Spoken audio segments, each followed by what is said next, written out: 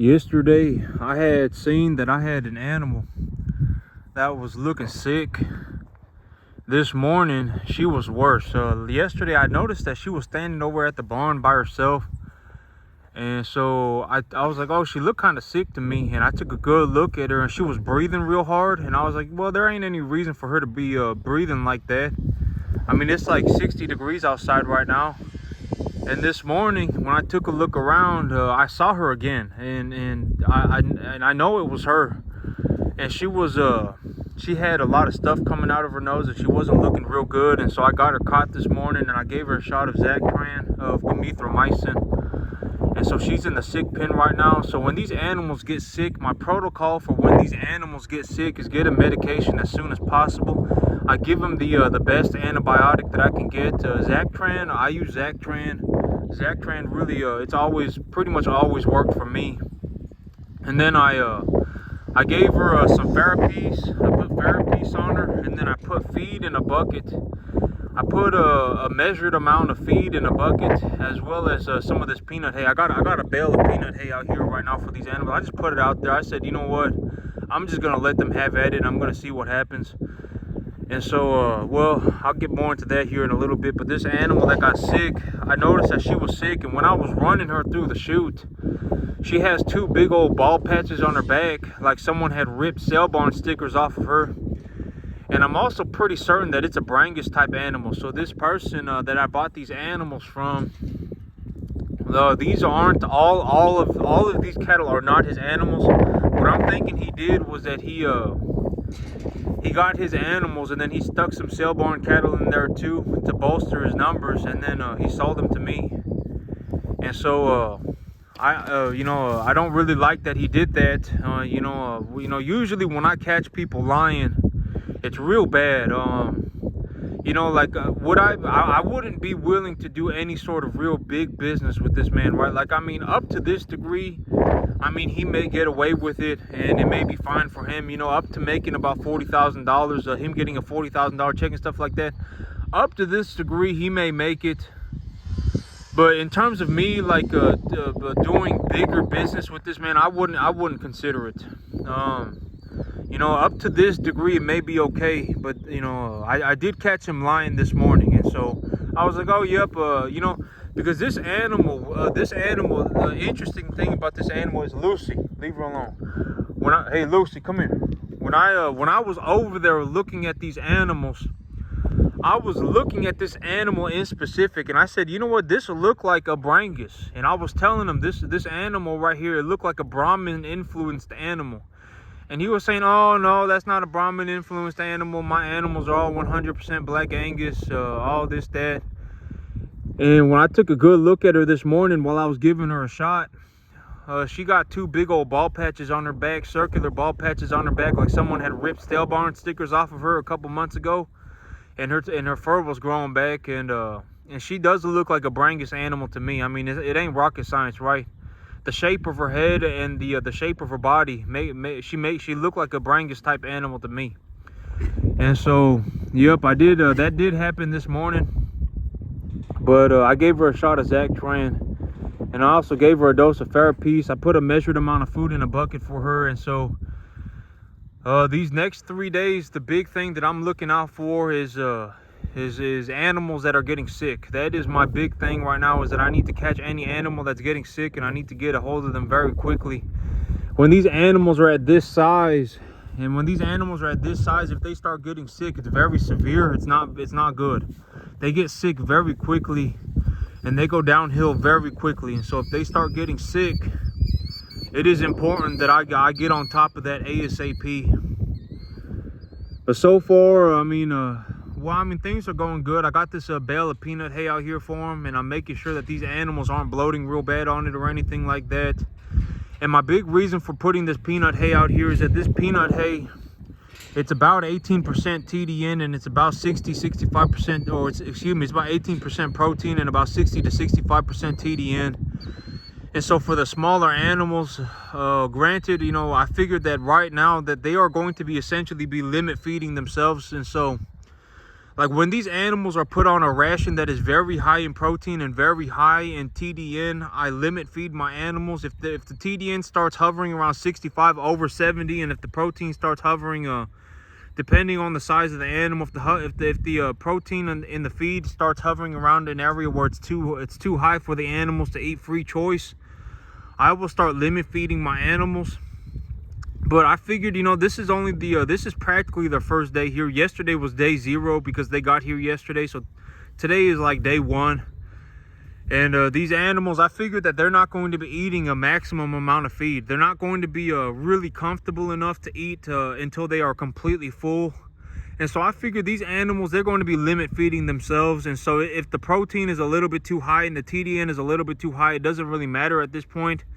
Because these animals, they're not going to be eating until they get sick. As of right now, my bigger animals, they may be, but my smaller animals, the animals that I just brought in, I don't really have to worry about them eating until they die.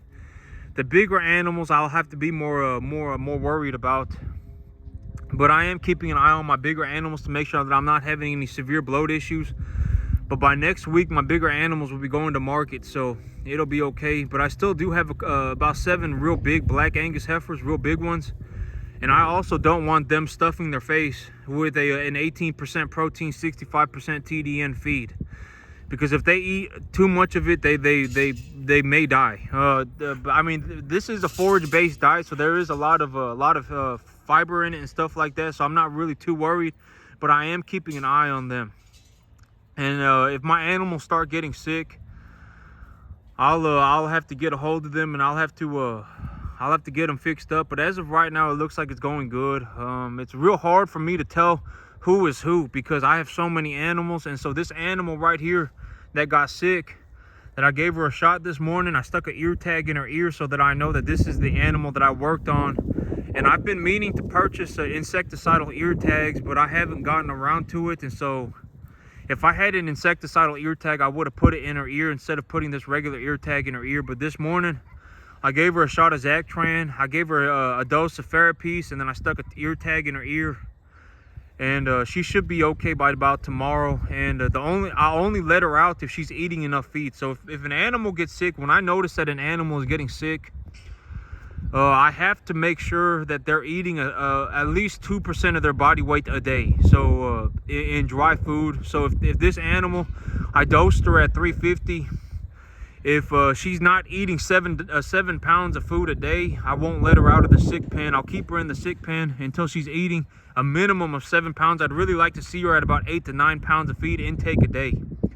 And so I put a measured amount of feed in a bucket for her. I make sure that the feed has all the, it's a what is it? What do they call it? It's got like all. It's a complete ration. So it has a vitamin pack in it. It has 14% protein in it. It has 15% fiber in it. And then I put a little bit of hay in there for her, and I also give her a big bucket of water. And so when these animals get sick, I won't let them out until they are 100% good to go. And I'll know that they are 100% good to go when they are eating a lot of food. And she's actually got her head in the feed bucket right now, so that's good. And she's eating.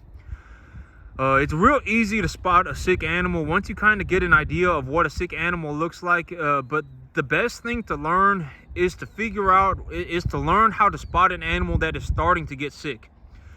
Because if they're already coughing, if they're starting to cough real bad, and if they're starting to drool real bad, and if they're starting to look real sick, like they're walking around looking real sick, it's already probably too late. And so it's the best thing to learn is to notice when an animal is getting sick very early. So like if an animal is just starting to pant, you know, if they're just starting to pant, good sign that you should maybe and if you're not really sure, the best way to make sure is to just stick them in a chute, to get a hold of them, and then stick a thermometer up their butt. And if you stick a thermometer up their butt and it comes in at over 103.5 or so, they're probably okay. So these black-hided animals, when it's sunny outside, their temperatures are going to run high. And so you need to consider that too. If it's hot outside and they're panting, they're probably panting because it's hot. But yesterday I caught my animal panting when it was like just before sunset. Like the sun had already practically gone down. I could barely see. I could see her standing in the barn, but that was about it. And I could see her panting. I could noticeably tell that she was panting. She wasn't drooling or she didn't have anything coming out of her nose. But when I got out here this morning, she was still panting and she still had drool coming out of her mouth. She just started having a snot coming out of her nose, and she just started having drool coming out of her mouth. And so she was panting. She wasn't really coughing, but she was starting to show early onset signs of BRD. And so I got a hold of her, and I stuck her in the pen. I stuck her through a chute. I put her through a chute, and I gave her a shot of Zactran. I also gave her a dose of Therapies to just make things easier on her, and then I put the measured amount of feed in front of her. And so this animal, when they start eating a certain amount of feed, I'll let them out. But the thing is, you know, at this, like when I run my operation, it doesn't really matter what it costs me to save an animal's life. Because if an animal gets very sick, if they die, I lose a lot of money. I always say, you know, when I run my cattle business, the only way for me to really lose money is if an animal dies. If an animal dies, that is when I lose money. As long as I keep my animals alive, and as long as I have number one type commodity animals, and as long as they're putting on weight, and as long as they're healthy, chances are I will make my money back on them, right? The chances are I will make money on them. But if an animal dies, I have lost money, and that's money that I can't get back. And so, you know, these first 3 to 5 days, my big thing that I am looking out for is for sick animals. If an animal looks like it is even starting to get sick, I will keep my eyes on it, and if I notice it twice, I'll put that animal through the chute. I'll give it the very best antibiotic.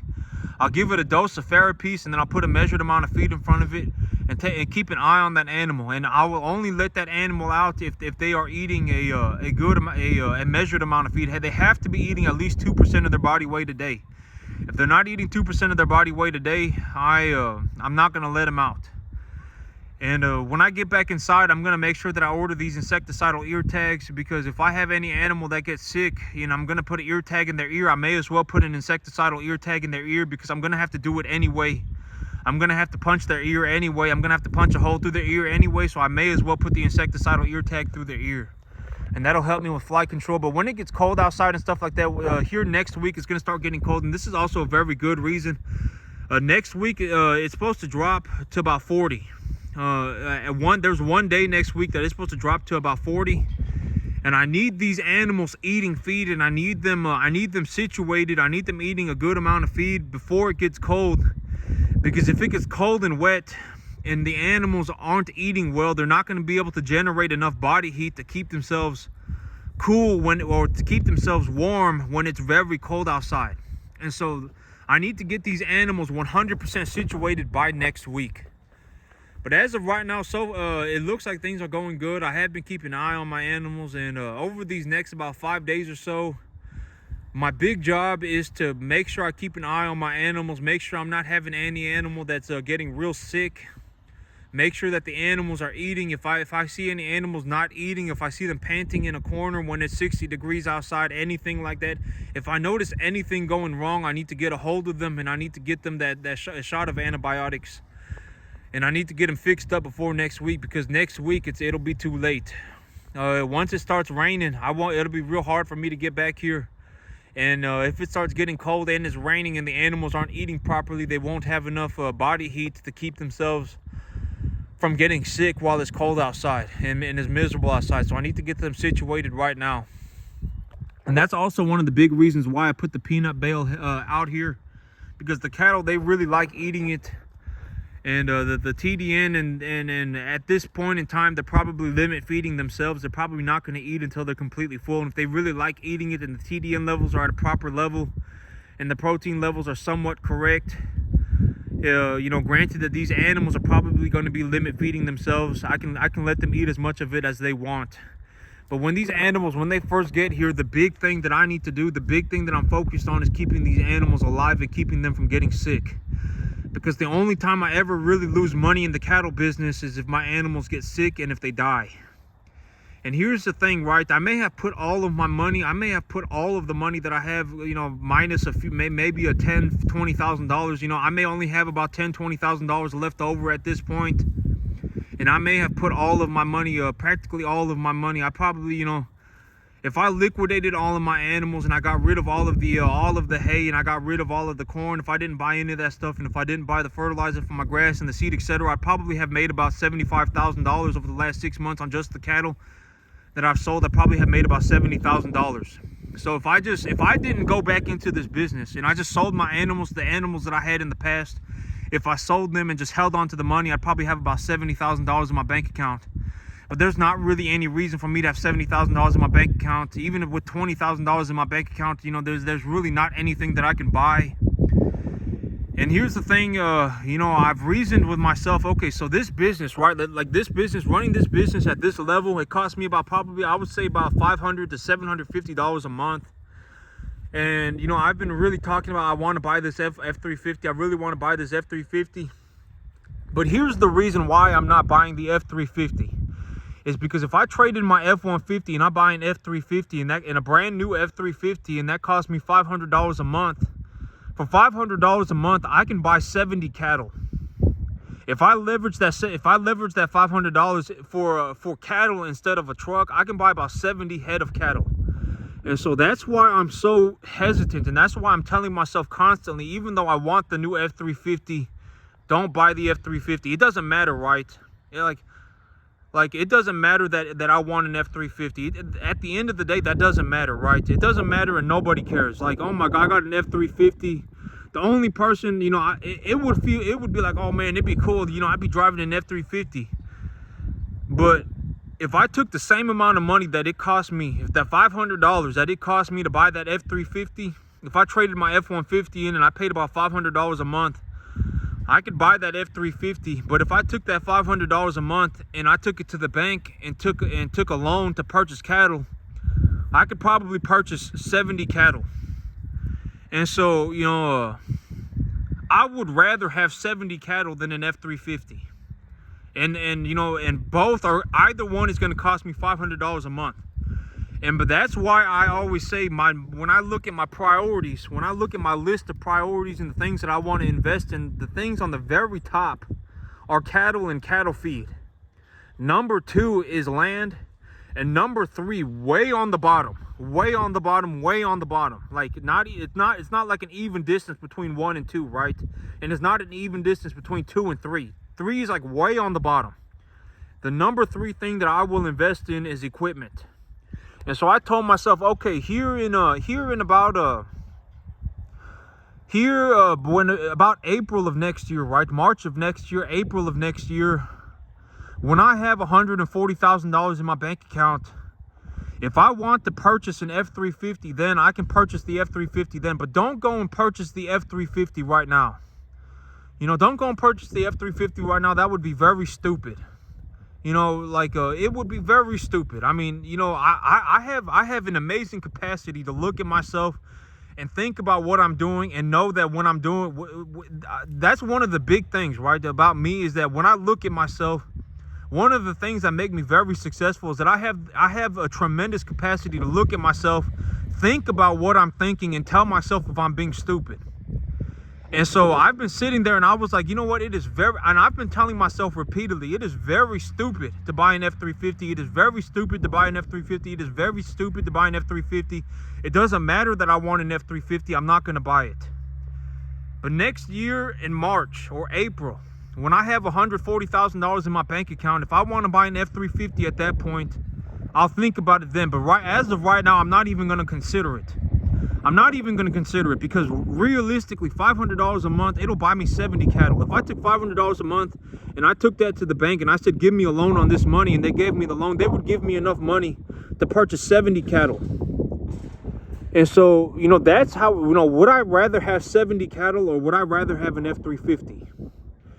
And if I would rather have 70 cattle, then I need to buy 70 cattle. Here, next year in 6 months, if I want to buy a big old truck, and I want to be guzzling diesel, and I want to be hauling a gooseneck trailer, I'll do that when I have a lot of money in my bank account.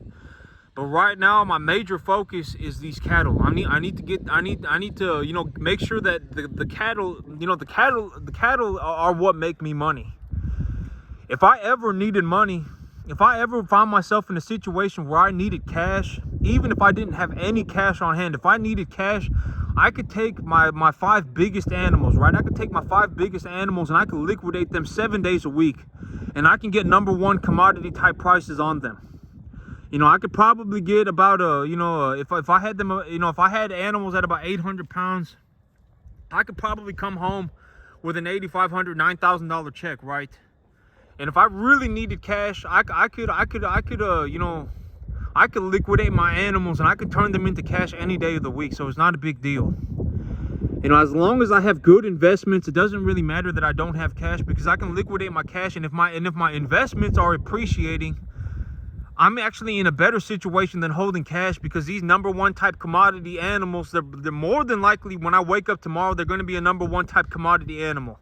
When I wake up in 5 months, more than likely they are still going to be a #1 type commodity animal. And if these animals, if I take care of them properly and they've grown and they've put on weight, and the going market price is whatever $2.25 a pound for a 6-weight animal, chances are I'll walk out of there having gotten a $1,400 check for each animal that I took in at 600 pounds, right? Chances are that is how things will work out. You know, and so if I needed cash, I can liquidate my animals on any given day of the week. And if I put in $1,000 and I get $1,400 out, it was better for me to have invested the $1,000 and have gotten the $1,400 than it would have been for me to just hold on to the $1,000 of cash. Because if I held on to the $1,000 of cash and I woke up in 6 months, it would still be $1,000 cash. And so if I have an opportunity to turn $1,000 into $1,400 over 6 months, I would rather take and I had to take a risk to do it. But me, realistically, you know, I was thinking about this, and I don't mean to sound like an arrogant prick, but if that's what it makes me sound like, I mean, it just is what it is, because this is the reality of my situation. 50 animals for me is too easy. Growing 10 acres of grass is too easy. Making $200,000 a year is too easy. When I'm at my level, you know, the things that I'm able to achieve, you know, I need to push myself to do difficult things. You know, I probably need to look at more like making $2 million a year. I probably need to do more of a conscious effort of farming 100 acres. You know, I need to really expand my scope, because, you know, me running this business is too easy. Running 50 cattle at a time is too easy. Growing 10 acres of grass is too easy. You know, making $200,000 a year, too easy.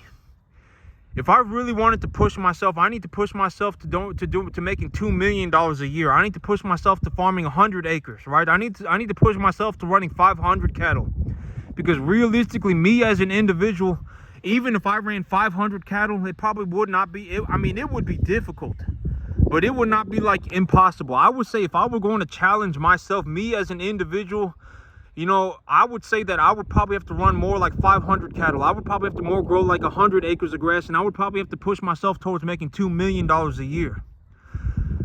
Because this, as of right now, you know, this is too easy for me. You know, running 50 cattle, it is too easy. You know, and I'm not saying that I woke up one day at this level, right? I mean, for 14 years, it was like I was in the darkness. For 13, 14 years, you know, I didn't know that I was going to make it like this. My paychecks didn't start hitting until about a few months ago, you know. And I didn't know I was so good at this until I started getting paid. And the money is, when I saw the money, and they were like, you know, Mr. Chung, here's your $40,000. You know, here's your $45,000. Oh, Mr. Chung, here's your 45 grand. You know what I'm saying? And when I started seeing those paychecks, that was when I knew, man, I am very good at this. I am extremely good at this. You know, it doesn't matter what anybody says at this point, right? You know, because up for like the 13, 14 years that it took me to get here, and I was practically in the dark, right? And if somebody told me, oh, this, that, I wouldn't know. You know, what am I going to say? Look at my bank account. Don't ever talk to me again. You know what I'm saying? Because I was broke too. I was broke. I was trying to figure out my way. I was trying to figure out how to do things. And then, you know, and then it was like, it's not even like all of us. It took me like 14 years, right? It took me like 14 years to get here. And then on the 14th year, I got paid. That was when I got paid. That was when it was like, man, I'm seeing, $40,000 a month. That was when I started seeing that kind of money. And up until then, I didn't know, and I didn't, you know, if someone told me this, that, this, I didn't, you know, what was I gonna say, right? I mean, the only thing I could probably practically say was, you know, say okay and whatever, and just move on with my life. But you know, at this point in my life, when I got all, you know, when I'm doing this well for myself, and if someone came into my life and took all of this away from me, I could restart tomorrow and start making $200,000 a year with the snap of a finger, right? Because you know, this right here, this is easy for me. I'm not even having that big of a difficulty at this point in time. It's not, I mean, it's like, this is too easy, right? I could snap my fingers tomorrow, and if all of this was gone, I would start making myself $200,000 a year, right? Like it was nothing. Like over tomorrow, I'd be making $200,000 a year again. You know, I need to focus on next year. I need to focus on farming. You know, if I can get myself 100 acres, I need to do 100 acres, somewhere between 50 to 100 acres, depending on what the bank will give me, because the bank will only give me 600,000 on a USDA 4% loan, and I really want that USDA 4% loan because you can't really get rates like that right now. But you know, even if I get 50 acres, you know. And so realistically, I'm more looking at about 50 acres. But if I got 50 acres and I could make myself $1 million a year, you know, that would be a good starting point, and I can just keep on going. But I mean, you know, if I were gonna look to do things like buy a 100 acres and stuff like that, if I was gonna buy 100 acres for 600,000, I would have to go out into the boonies, and I don't really want to have to drive out into the boonies. I really don't want to do that. You know, one of the big reasons why I get to make so much money is because my location here next to Central Texas, being as close to Dallas as I am, is that there are so many cattle in this area, and there are so many places to buy and sell cattle. I can legitimately go to two sale barns a day. If I felt like it in this area right here in Central Texas, I could probably, if I was willing to drive an hour, I could probably go to 2 sale barns a day, every day except for Sunday. And I could probably sign a private contract on Sunday. You know, I could probably call somebody and say, hey, I'm looking for 50 animals. I need them on Sunday. And they'll say, okay, we'll have them in next week. You know, we'll put your animals together in 3 days. That's how many cattle are in my area. There are cattle all over the place. And I can buy and sell cattle 7 days of the week. I can turn my cattle into money any day of the week. And so, you know, I really like being in this area just because there are so many cattle around me. And so, but you know, but that's it for me today, YouTube. Y'all have a good one.